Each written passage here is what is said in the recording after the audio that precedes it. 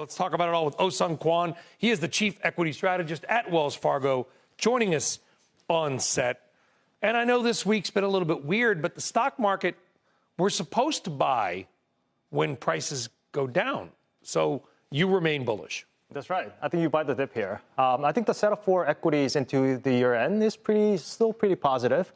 We just had actually really good earnings season when companies beat by 8% on EPS. It was actually the broadest beat that we saw in 4 years. 75% of companies beat on EPS.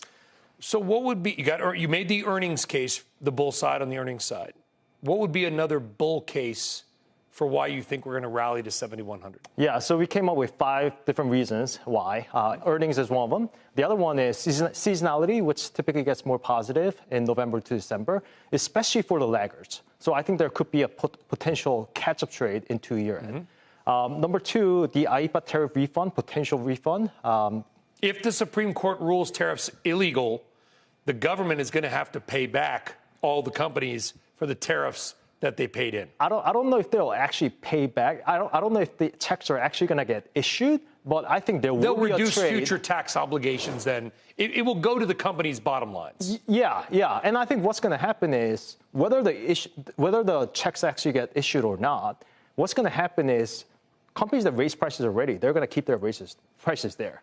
Yeah. Their costs are just going to come down, so margins are going to improve. So I think there could be potential reflation trade into that potential event in January or so. Number 3, the tax return, that's going to be bigger because of One Big Beautiful Bill. We're talking about $800 more per person versus last year. Number 4, or actually lastly, the government reopening. I think it will happen at some eventually. Point. I mean, yeah. We hope. We don't know when.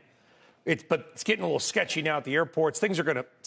Congress is going to actually have to do its job at some point. Both parties just come together and do your damn job because that's why you're there and you work for us, not the other way around. Political rant over. But you think that is a good thing for the equity market? That's what history suggests. And yeah, I think it's going to be an overhang removed for equities.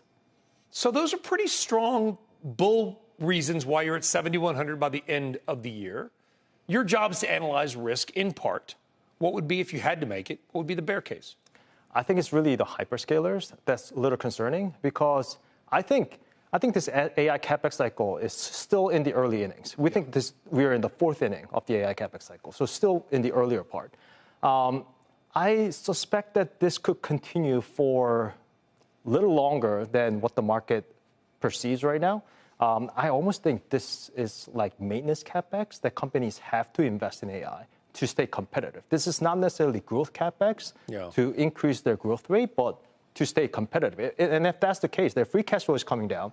If you look at their free cash flow conversion versus earnings, it's going to go down to 50%. It used to be at 100%.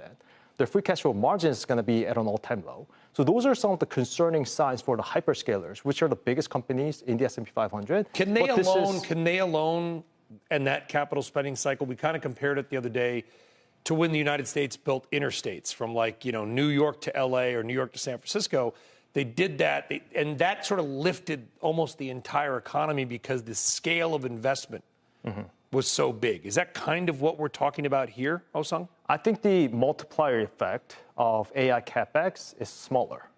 So I don't think it's not as big of a tailwind as traditional CapEx. So we actually looked at how many jobs have actually been created from non-res construction versus how many jobs should have been created based on regression. And fewer jobs actually have been created, which means the AI CapEx cycle has created fewer jobs than what traditional CapEx would have. Yeah. So I think the multiplier effect is lower. And a lot of the layoffs that we saw yesterday from the Challenger data, about 20% of the layoffs were related to AI.